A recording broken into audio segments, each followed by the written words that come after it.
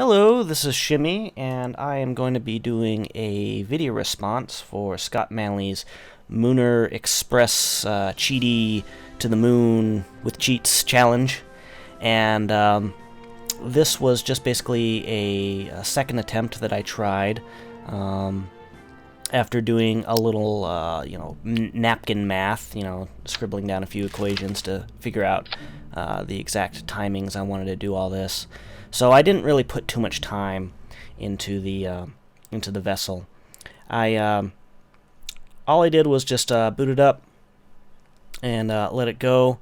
I made sure I started on the night side, so I landed on the bright side of the moon when I got there.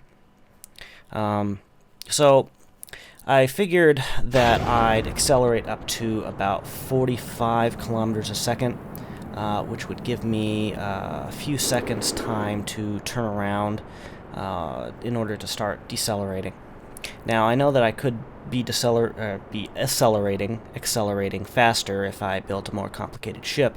However, I figured since the upper limit of the mainsail engine only gives you a maximum acceleration of 250 meters per second squared, and my configuration was only 227, not accounting for gravity losses, of course. I decided I just didn't want to deal with that and just see what I could do right away. So I figured out the exact timing that I needed to start decelerating, except my my napkin maths were not perfect, so I had to slow down a lot earlier than I did. But I did feel pretty proud about beating Scott's time to the moon by hand. No mech jab or anything. However, I had to waste a little time with my craft rolling around here. So this definitely hurts me in the long run. So I just have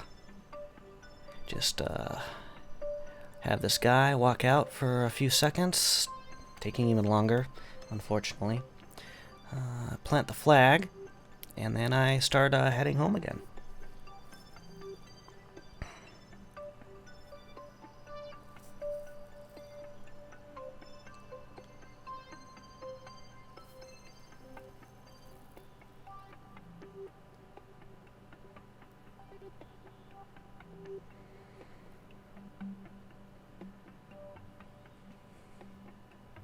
Alrighty, with enough of that, I figured with the gimbaling I'd be able to get off perfectly fine, which I was. I was able to navigate off that slope just fine. And then I just went ahead and started accelerating towards Kerbal again. Now, this way back, I felt that I didn't need to do any decelerating, turning around to slow myself down when I re-entered Kerbal's atmosphere. Because I figured I was going to do a shallow re-entry into Kerbal atmosphere, basically hitting the Kerbal atmosphere at a tangent in order to get the most exposure to the atmosphere and the deceleration effect. However, this kind of hurts me in the long run because, as you can see in just a few seconds, I get decelerated quite a ways away, above the surface of Kerbal. I didn't have to worry about running into anything, but I still had to make it all the way down. So, luckily, there was this pond here that I was not expecting. I was actually expecting to land in the water, but this is alright. So I just kind of do a little maneuvering here, and then I come on down.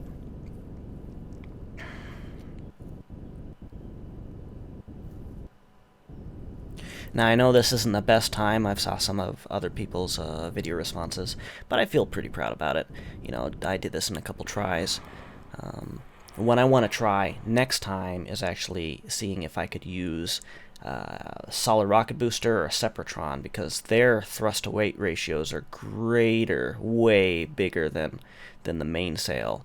And I did a little messing around, and I figured that I'd be able to cut this time in half. Well, maybe not in half, but probably around the ways of about 12 minutes total.